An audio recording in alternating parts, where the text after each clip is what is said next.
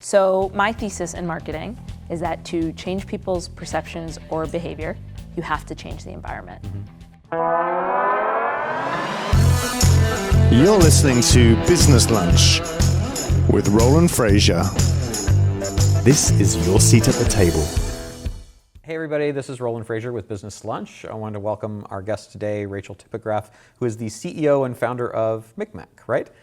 Exactly. Fantastic. Thank you for being here with us. Excited to be here. Would you just give us a brief overview about what MikMak is right now and kind of where things are with that company, and then we'll kind of take a flashback in your life to early entrepreneurial times from there. Sure. So MikMak is the e-commerce platform for highly distributed brands. So if you're a brand and the majority of your e-commerce sales come from places like Amazon, Target, Walmart, Ulta, Sephora, Best Buy, Dick's Sporting Goods, hopefully you'll eventually become my client. Nice. And what we help brands do is capture and convert third-party e-retail data. So take my client at L'Oreal. Before MikMak, if they were buying media on the internet and driving it to sephora.com/L'Oreal, the moment a customer clicks or swipes up, L'Oreal lost the customer. Right. So we built software that actually allows them to capture the customer while still giving the sale to Sephora in that example. So, and it's also, or just so I understand completely, because it's also shoppable videos, right? So the DNA of the company is very much rooted in content and commerce. Okay. Today we support all types of content. Okay.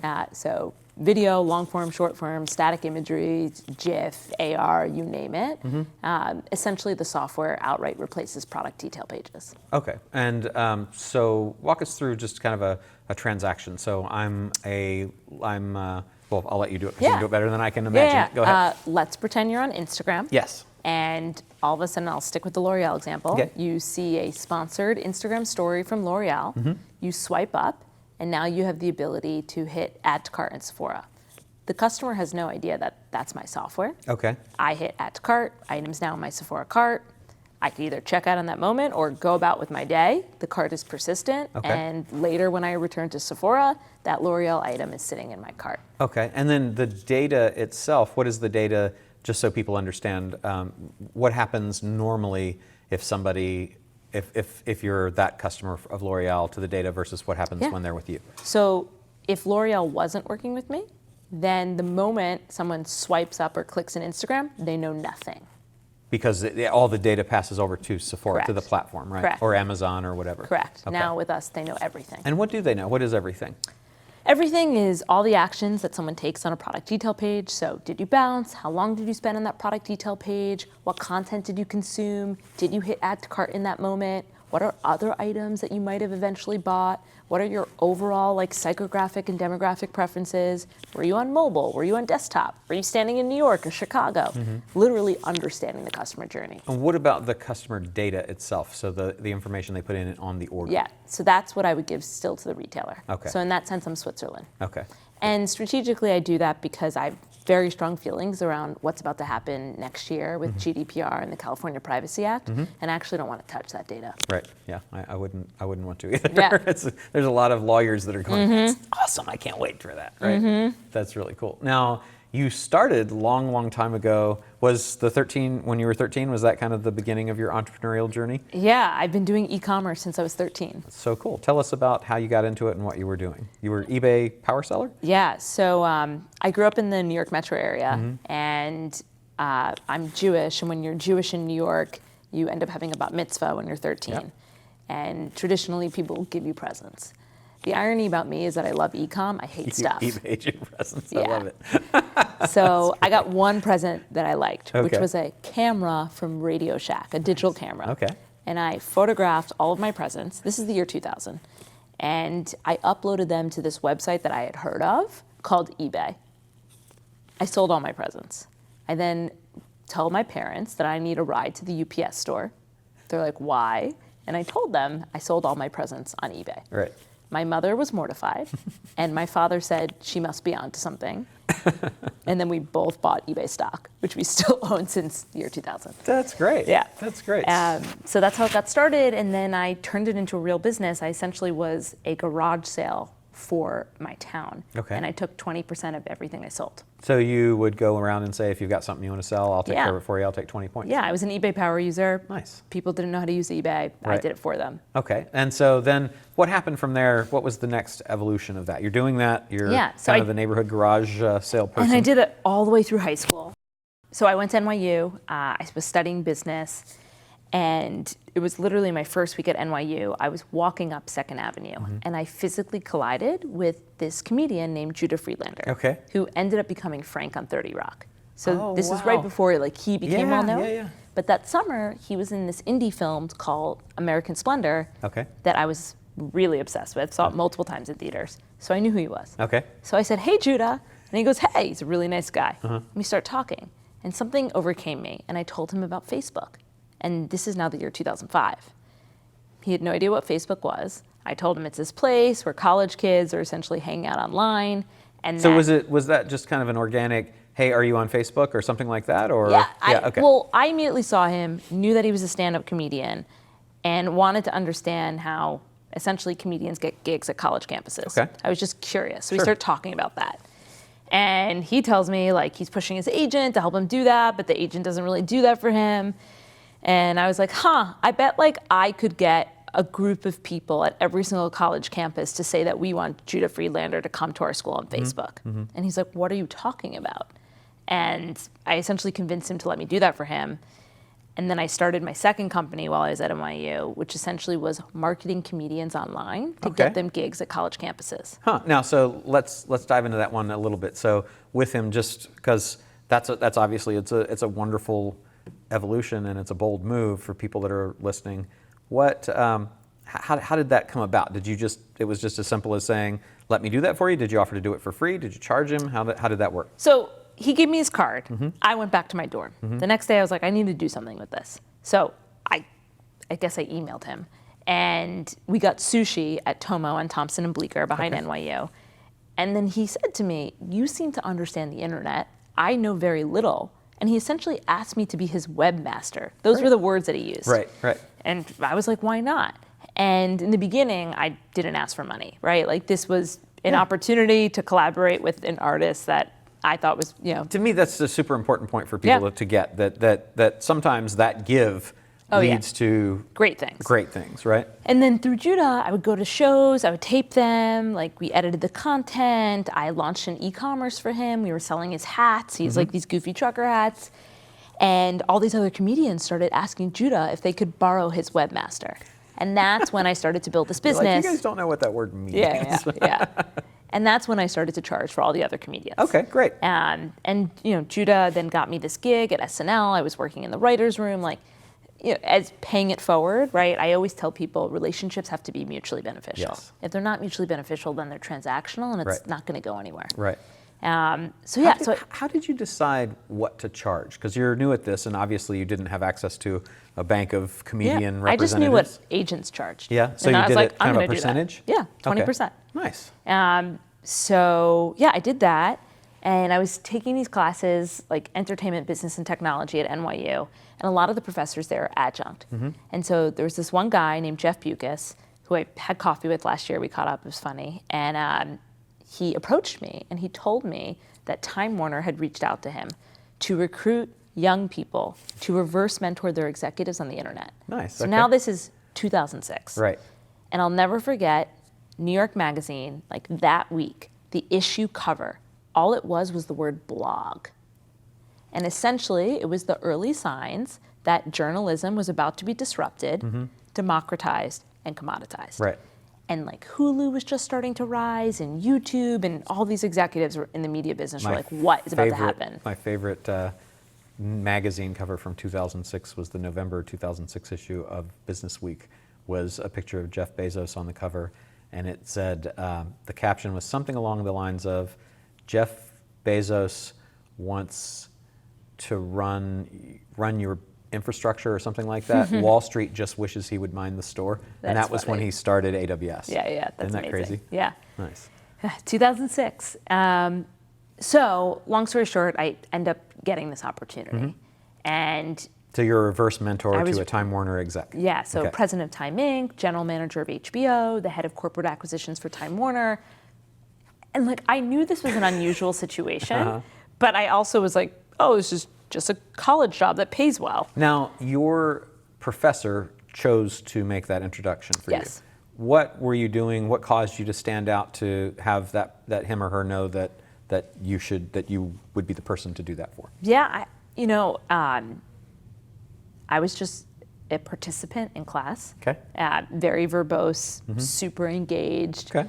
Just an enthusiastic Yeah, student. And exactly. curious. And I think he saw that, I have charisma. You probably could put me in a room with an adult and I would operate the same way. Okay, great. Okay. And it ended up being this life-changing experience for me. At the time, this woman, her name was Stephanie George, she was the president of Time Inc., and she literally was trying to convince me to leave NYU and lead digital ad sales for her. Wow.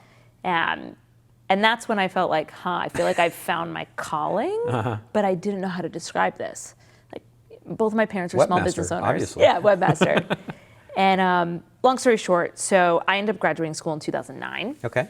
So you did graduate. You didn't choose to No. take off into the No, my corporate. parents would not be okay with that. Okay. We're not okay with that, even though I Was told that hard? Was that decision hard to not take that first offer? It wasn't, because I also just didn't see myself doing that per Okay. se. But what I did do throughout NYU is I stacked all my classes. So I essentially went to class like a day and a half and then Yep. always worked. Right. So anyway, 2009, height of financial crisis, like no one in business school was getting jobs at like Morgan Stanley. Are they still booking comedians in 2009? They were. Okay. They were. All right. But the people who were hiring in New York were digital agencies. Right. So all of my friends, we all studied different things, right? Some people were theater majors, art history, cinematic studies, business. We all got jobs at digital and social media agencies because they were literally the only people hiring in New York in 2009. What a gift. Yeah. Yeah. So right place, right time. I ended up getting a job at this company called Undercurrent, which got acquired. And it was the hot digital strategy agency at the time.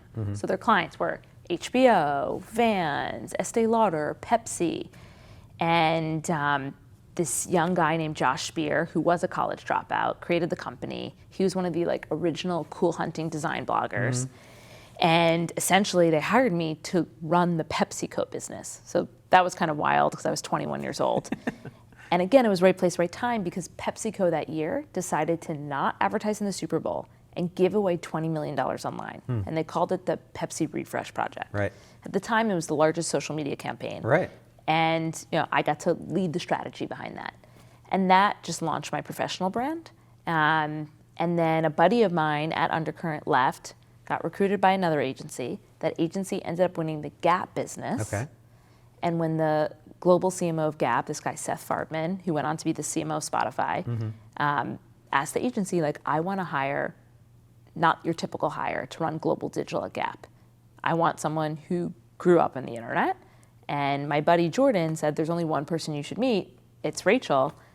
And that's what led me to lead global digital at Gap when I was 24. That's an unusual advantage to not be old, to be young when most of the time they're looking for, we want experience, and that means age or degrees or things like that, to say, no, we want somebody that actually grew up with this and gets it, right? Yeah. That's pretty cool, because they knew that the people that were there did not. Totally. Yeah. Seth is a really amazing guy that has the ability to recognize talent. I've seen him do it time and time again. And what I always tell people when they're interviewing for jobs, it's all about your boss. If you're not going to go work for a leader that's not going to create opportunity for you, it doesn't matter the brand name of the company. And so he was a guy who created tremendous opportunity for me. So you were running the comedian thing still during all this time? No. Okay. When did that stop? Because you started, I think, 2006, you said? After I graduated. Okay. Yeah. So you had been entrepreneur twice between the eBay thing and that, and then employee now with Undercurrent. And was it employed by Gap also? Yes. Okay. And then, so then what happens? So I was at Gap 2011, 2014, and they hired me with one goal, which was it was my job to lower the average age of the customer. So when I started, it was a 47-year-old woman, and when I left 3 years later, we knocked a decade off the customer. Nice. Other amazing things happened while I was there. Net profits of the company at the time increased by 70%. It's now a totally different story. Sure. How did you reduce the age? What when you were given that as a mandate? What did you say? Okay, I need to do this, this, and this. Yeah. So my thesis in marketing is that to change people's perceptions or behavior, you have to change the environment. So immediately when I started working at Gap, I said to Seth, I'm not sending anyone to a Gap store. We got to bring the Gap store to them because the brand is so tainted in the eyes of like a 20, 30 something woman. They had like 8 heads of design. They took cotton out of the product, like fast fashion happened. Right. Just, they really like missed their moment there. And so the big battle I said to Seth that we need to fight is that you have to help me get the Gap.com shopping cart to leave Gap.com and go to places like Refinery 29, the places where women spend time, which ended up becoming the whole backbone of my company today. But so I created this program called Style Buy, which still is their acquisition engine for millennials and Gen Z. And the whole thesis is we're going to seed product with essentially influence. The word influencer didn't even exist, right? It's 2011. With people who have influence. Right. And tell them to style it however they want, photograph it however they want. The only requirement is they have to put this piece of JavaScript code on their website. Okay, and what did that do? It enabled the Gap.com shopping cart. Okay. So you could be reading a piece of content, seeing a photograph in Refinery 29, hit add to cart Gap. Boom. So you tell us a little bit how that worked as far as what's the process if Gap, you see something and it's a Gap thing that you see, but how does how would Refinery? You're on Refinery. You're on Refinery. You're within Refinery consuming their content, right? Because they're a trusted source. Right. You see like an editor talking about Gap jeans and an Alexander Wang t-shirt. You're able to purchase the Gap jeans right there. Okay. So I'm never sending anyone to Gap.com. Right. And then what, at that point, that would have been something you developed as an employee that would have belonged to Gap, correct? Gap.com shopping cart right. applies to Gap, yeah. So, so then that was kind of the genesis of the idea of distributed for MikMak, commerce, right? Yeah. How did you? What caused you? Because a lot of people have that moment where they see something and they see an opportunity, and they can either be backed by a big company and a budget and staff and all that, or they can say, "I'm going out on my own." Yeah. That happened for you at Gap at some point, right? Yeah. So I was there for 3 amazing years. When I was at Gap, there was 5 presidents gunning for one CEO's job. Everyone knew that the CEO was going to be retiring. So I reported into the global CMO reported into the global president, but there was a North America president, a Europe president, all those things. Right. So there was political warfare. And fun. Yeah. And when my boss made the decision to leave to become the CMO of Spotify, I knew I had to make a decision in that moment, because if I stayed, it would be a starting over. Because when you get a new boss, you're pretty much starting over. Right. A whole new leadership regime was coming in, all those things. So there was that, plus the changes in the landscape that I was seeing. Okay. So one was the growth of video. So this is end of 2013. eMarketer comes out with this report. In the year 2019, 85% of internet traffic will come from video viewing. I said to myself, well, if that's going to be true, e-com is going to have to be a part of it. And a company like Gap is not equipped for that change. Okay. And then the other big thing that really caused me to quit my job, when I started at Gap in 2011, 10% of our overall US search results occurred within Amazon. When I left, end of 2014, it was close to 40%. Yeah. Gap is still not available for sale as an official seller on Amazon. It was early signs to me that these major e-retailers like Amazon, Target, Walmart were about to become the new walled gardens. Right. And I said, there's going to become a whole software ecosystem to help brands make distributed commerce scalable. Right. And I decided that I wanted to be a leader in that. And that's when I quit my job. And the thought process was, all right, let me play out worst case scenario. Quit my job, I go try to build this company, I fail. By whatever definition I choose the word fail is. I go back and I become head of digital at another brand. Right. What I always say is, if you believe in yourself, then there's no risk. Right. And so I accepted that that was the worst case scenario, and I said, that doesn't seem that bad. Yeah. And so I quit. So when was that you quit? End of 2014. Okay, and you started with a little bit different idea, right? Because you had a pivot along the way. Can you tell us a little bit about what the original was and how that came about? So I quit Gap end of 2014, which was the height of the app boom. And so what was happening in like the New York ecosystem was, if you had an idea, you created an app, because that's how you got venture capital funding. So I fell into that trap. And so my whole idea was like distributed video commerce, that I was going to create the next generation QVC, HSN for everyone who grew up with a smartphone as their primary entertainment device. That's what I initially raised money around. First person who signed up to give me money was Gary Vaynerchuk, who remains to be my biggest investor and is on my board.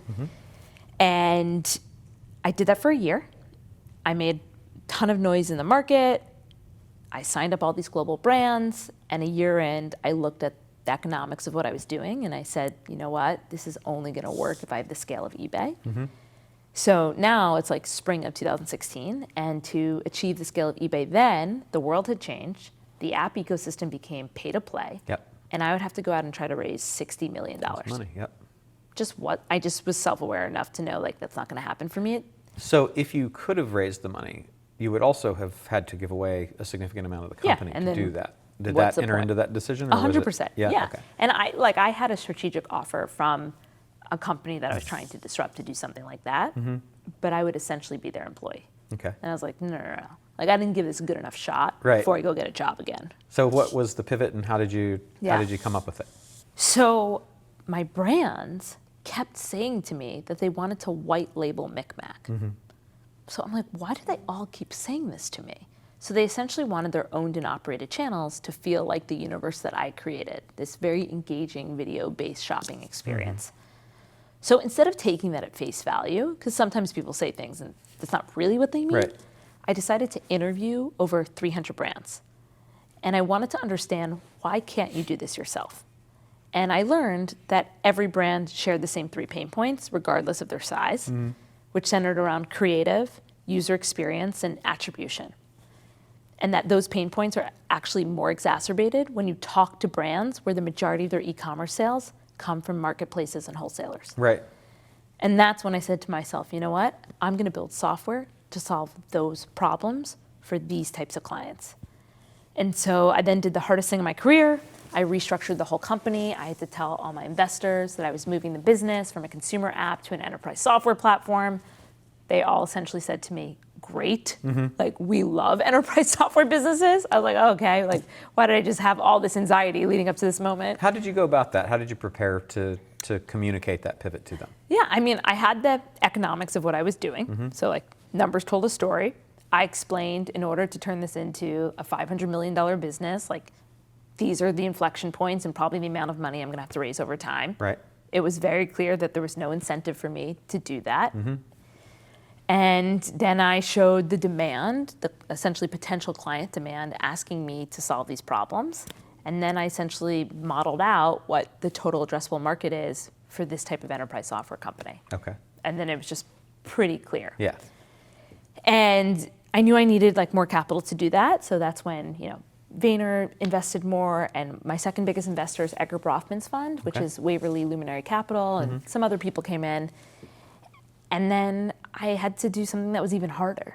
I had to change out the talent because I knew the people who were helping me build the app were not the people who were going to build an enterprise software company. Makes sense. I did that, and then essentially relaunched the company, like same name, totally different product, in March of 2017, and it's been an insane trajectory ever since. So with the app, you didn't really need a sales team. Correct. You kind of do with enterprise, and sales cycles are longer and all that. How did you go about building a sales team when it wasn't something that you'd done before? Yeah, so to give everyone an idea of the trajectory, so like beginning of 2017 was day 0, and it was 3 people. Myself, Adam, my head of product and engineering, whose name's on the patent with me, and an account manager. And we ended the year with 10 clients. So I was doing all things sales. 2018, we became a team of 10 people, and we ended the year at 40 clients. Nice. And this year, we're gonna end the year at a team of 35 people, and we'll have like 125 clients. That's great. So the growth has been insane. And yeah, I have 4 salespeople. So was that just interviews, put them out, agency, referrals from people, recruiters? How did you go about it? No, so my big thing with leading the company is to be completely self-aware of what my strengths are, and then all of the gaps. Right. I had never built an enterprise software company before. So first thing was hire an engineer who has. Right. That's when I got to Adam. Perfect. The second thing was hire an operator who had. So that's when this guy who's my right hand named Seth Bresick came into my life, and Seth has now been with me for 2 years. Nice. And he's the man that made me profitable. He came from SailThrough, which is an email enterprise cloud company. And before that, he came from BCG, where he specialized in enterprise. And then it was hire someone who's done enterprise sales. Right. And that's when this incredible woman came into my life, whose name is Melissa Greenberg, who is an advisor to me. And most recently, she was the CRO of Flight, which Snapchat acquired. And before that, she was the CRO of Shift, which Brand Networks acquired. This woman has taught me everything I know about enterprise sales and marketing. And then with that kind of core squad, I was then able to attract all these other incredible people who've done this before. I mean, the great thing about enterprise software is that once you figure out your product market fit, there's a playbook. Right. And that's, I'm essentially the company that I aspire to become is Moat. And so I've hired a lot of people from there, and there's a playbook, and we're kind of running it. Nice. Are you a coding kind of person? No, I'm sales, marketing, product. Okay. Yeah. So you mentioned that you were on the patent. How does that happen?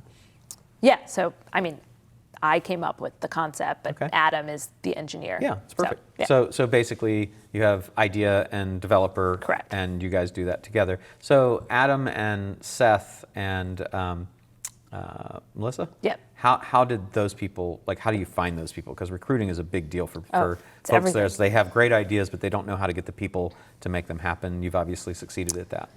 Yeah. So in the early days, it's all about your personal network. So the story with Adam was the summer leading into meeting Adam, I was at Cannes for MikMak, this big advertising conference. And I literally just randomly meet this guy named David, who was a product designer. And we ended up becoming friends. David is Adam's best friend. Okay. So when networking. So when I moved the business to an enterprise software company, one of the first names that came into my head was David will know who I need to meet. Okay. And I called David up and I told him the exact type of person I was trying to hire. And he was like, you got to meet Adam. Nice. And the other two similar? So Melissa, again, sort of my personal network. There's this guy named Greg Lieber who, we operate in similar professional circles, great guy. I told him, Greg, who can teach me how to do enterprise sales? And he's like, there's one name. And then I totally hit it off with Melissa. Seth, actually a different story. So I was working my network for 9 months trying to hire an operator in enterprise software. And actually, pretty much was going to hire someone and timing just was totally off. But I had the profile of the person that I wanted, but I didn't have time on my side. And so I was like, I really need to hire this person. And so I hired, via Melissa's recommendation, this executive recruiter who does all this recruitment in my space. Perfect. And told him the exact spec. 6 weeks later, Seth. Okay. I like it. Yeah. So I'd say now recruiting is a huge line item in our company. Yeah. And we have a lot of different services. And we're about to hire a full-time recruiter because the company is going to go from 35 people to 70. And it's just a huge expense. That truly is. Yeah. What do you see next then for MikMak? You've got all the things that you have going on, but there are people who are nipping at your heels at all moments in these businesses. What are you going to be doing and how to innovate forward? Yeah. I'm operating in a volatile market. Innovation is happening every single day. Right. So I spend so much of my time advancing our product roadmap. I'm in market all day long. This week I was in Vegas with 3,000 beverage and food brands, literally having conversations with senior leaders at all those brands, trying to understand what pain points they're looking to solve in the upcoming fiscal, taking all of that input with my own belief of where the market's heading to inform the product roadmap.